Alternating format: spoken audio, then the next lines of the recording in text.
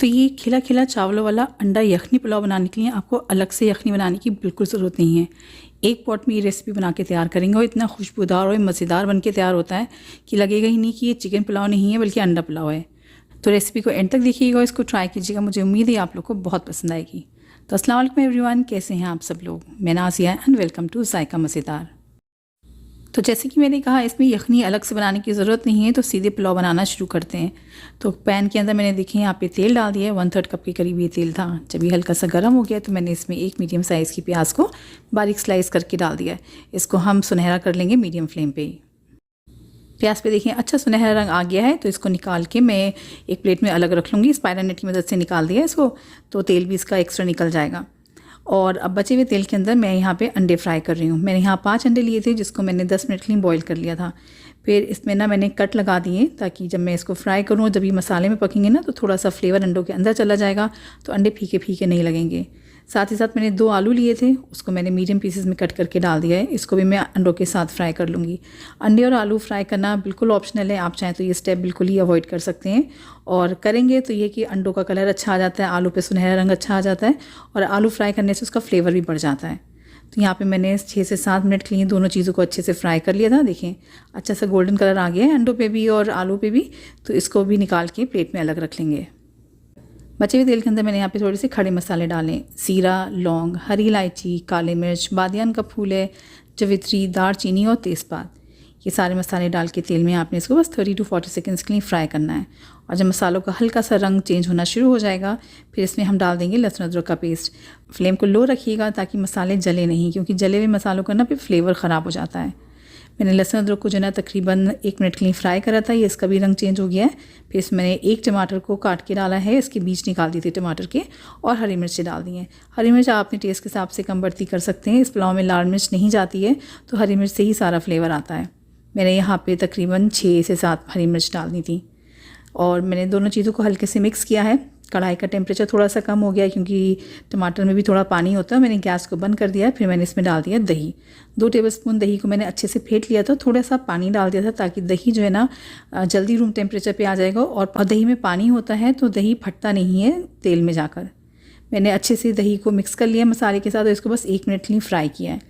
फिर इसमें डालेंगे वो 2 इंग्रेडिएंट्स जिसकी वजह से इसमें यखनी वाला फ्लेवर आएगा, वो है सौंफ और धनिया पाउडर। तो यहाँ 1 टीस्पून सौंफ का पाउडर डाल दिया है और 1 टीस्पून धनिया पाउडर है। इन सारे मसालों को मैंने दही के साथ तकरीबन 5 से 7 मिनट भून लिया था। दही अच्छे से भुन गया है, तेल सेपरेट हो गया है।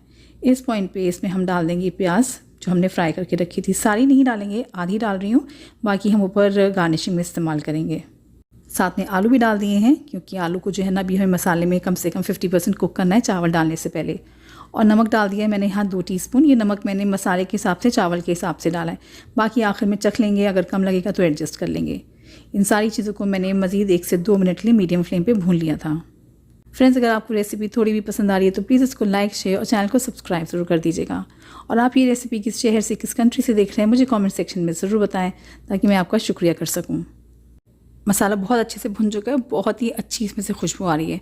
तो अब डालेंगे इसमें हम पानी। तो ये जो गिलास मैं आपको दिखा रही हूँ ना, इससे ना आपके मैंने 1.5 गिलास चावल लिए थे और वज़न में आपको बताऊँ तो तकरीबन 400 ग्राम से करीब चावल थे। बासमती चावल थे जिसको मैंने आधे घंटे के लिए भिगो दिया था। तो 1.5 कप चावल के हिसाब से मैंने इसमें 2 कप पानी डाला है। चावल भीगे हुए हैं तो डबल पानी डालने की ज़रूरत नहीं होती है। पानी अगर ज़्यादा हो जाता है तो फिर चावल चिपचिपे बनते हैं, खिले खिले बन के तैयार नहीं होते हैं। सब चीज़ों को हल्की आंच से मिक्स करके इसको ढक के पकाएंगे तकरीबन 4 से 5 मिनट के लिए। इतनी देर में आलू जो है ना ऑलमोस्ट जो है ना 80% गल जाएंगे। थोड़ा सा फ्राई होने में सॉफ्ट हो गए थे, थोड़े से अब गल जाएंगे, बाकी चावलों के साथ पक जाएंगे। 5 मिनट बाद मैंने इसमें चावल डाल दिए और हल्की आंच से सब चीज़ों को मिक्स करेंगे। चावल डालने के बाद आपने चम्मच बहुत तेज़ नहीं चलाना है वरना चावल टूट जाता है। और नमक चख लेंगे। मुझे हल्का सा कम लगा तो मैंने यहाँ पे आधा चम्मच के करीब नमक बढ़ा दिया था। खुशबू के लिए थोड़ा सा हरा धनिया डालेंगे। सब चीज़ों को हल्की आंच से मैंने दोबारा मिक्स किया है और इसको मैं ढक के पकाऊंगी मीडियम फ्लेम पे तकरीबन 7 से 8 मिनट के लिए। तो जब तक चावल पक रहे हैं एक खुशबू का मसाला तैयार करेंगे, जिसके लिए देखिए मैंने यहाँ पे लौंग, हरी इलायची और जवित्री ली है। इसको आपने ना बारीक या तो पाउडर बना लेना है या फिर आप कूट के भी डाल सकते हैं। और ये ऑलमोस्ट 8 मिनट हो गए थे चावल को पकते हुए, मैंने बीच में एक बार भी लेड नहीं हटाई थी। और अब आप देख सकते हैं इसमें हल्के हल्के से आपको बबल्स नज़र आ रहे होंगे, बहुत हल्का सा पानी नज़र आ रहा होगा, मतलब चावल ना अब दम पे लगाने के लिए रेडी है। हल्की आंच से सब चीज़ों को मिक्स करा है। फिर मैंने इसमें जो अंडे उबाले थे वो डाल दिया है, और जो मसाला मैंने आपको दिखाया था ना, ये मैंने कूट लिया था, ये अच्छे से ऊपर मैंने इसके ऊपर फैला दिया है। साथ में डाल देंगे तली हुई प्याज जो बचा के रखी थी हमने। थोड़ा सा देसी घी डाल रही हूँ, इससे खुशबू भी आएगी और चावल खिले खिले बन के तैयार होते हैं। सूखा सूखा पुलाव अच्छा नहीं लगता है, घी की वजह से ना इस पर शाइन आ जाती है। और यखनी पुलाव की परफेक्ट खुशबू देने के लिए इसमें हम डालेंगे थोड़ा सा केवड़ा वाटर, बस आधा कैपफुल डाला है, तकरीबन आधा चम्मच के करीब है ये।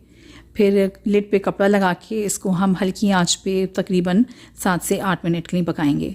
8 मिनट बाद आपने गैस को बंद करना है, मगर फ़ौरन लिड नहीं हटानी है। 5 मिनट वेट कीजिएगा, उसके बाद लिड हटाइएगा और 1 से 2 मिनट दोबारा इंतज़ार करके, ताकि ऊपर की स्टीम थोड़ी सी कम हो जाए। उसके बाद हल्की आंच से आपने चावलों को मिक्स कर लेना है।